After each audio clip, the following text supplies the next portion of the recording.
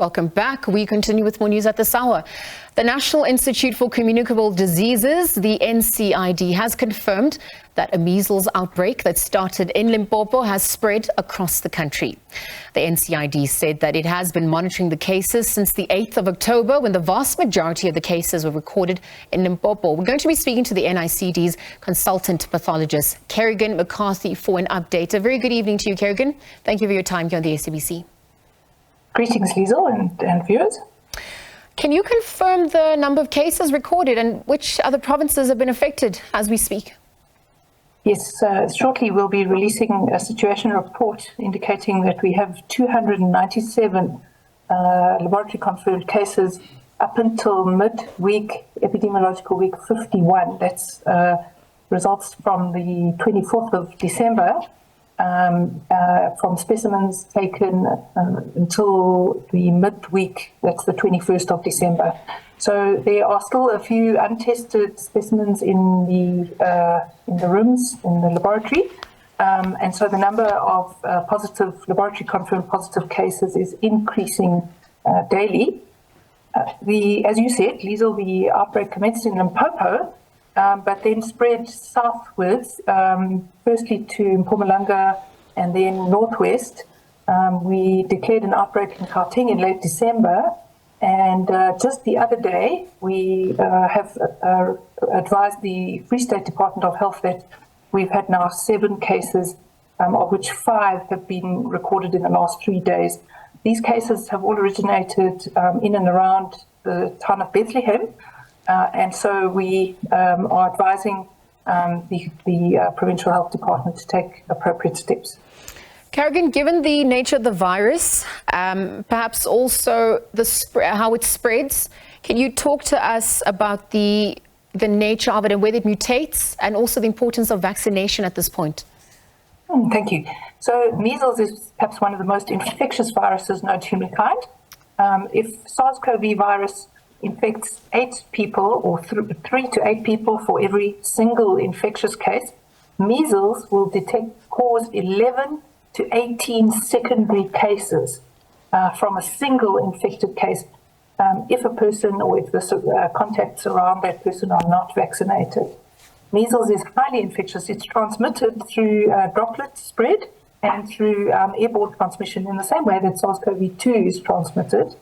The difference between the two viruses is, from a clinical symptom perspective, is that measles causes a cough, fever, body aches and pain similar to COVID, but then on usually the 4th day after the onset of these symptoms, the person comes out in a rash in usually the head and neck, and then progresses down the body.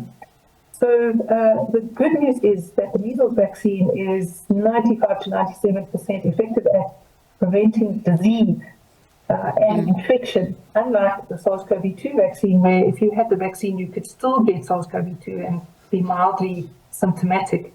The measles vaccine is perhaps one of the most effective vaccines known to humankind. So this condition is highly preventable.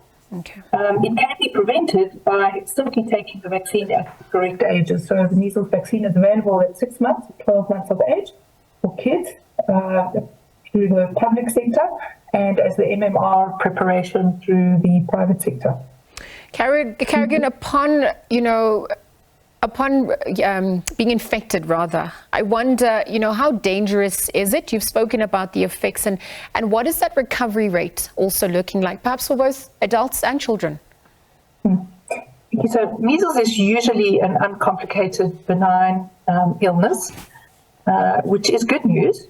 However, children who are under the age of 1, or children who are immunocompromised through either untreated or unmanaged HIV or cancers, or children who are malnourished, and adults are at risk of complications. And these complications include pneumonia, which can be severe, and progressive infection, which can lead to sepsis and death.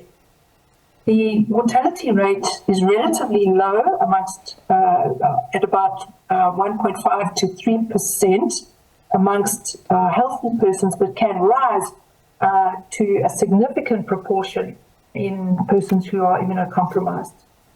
The tragedy with measles is that it's entirely vaccine preventable.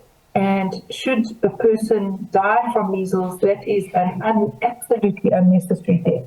And so we need collectively, as caregivers of our children and as members of society, to ensure that all of us who are appropriately positioned, whether we are parents or members of the public or looking after elderly, that they are vaccinated against measles. So Kerrigan, just in conclusion, it's the festive season. What's that call to action? What measures should parents and guardians be undertaking to ensure that they and their children are safe going forward in conclusion? So thank you for that question. I think for all parents of children under the age of 15, find your Road to Health booklet, open the Road to Health booklet and look at the page where the vaccinations are recorded and look for the measles vaccine. And if the measles vaccine is not signed and dated with a sticker, you need to get your child to a primary healthcare clinic as soon as possible to have the measles vaccine. This will prevent not only your child from getting ill, but also complication. I didn't mention measles. Post-measles causes transient immunosuppression, and children who are recovering from measles, even if they are healthy, have poorer outcomes following infection with other organisms. And then not only would you be protecting your child, you'll also be protecting the community at large.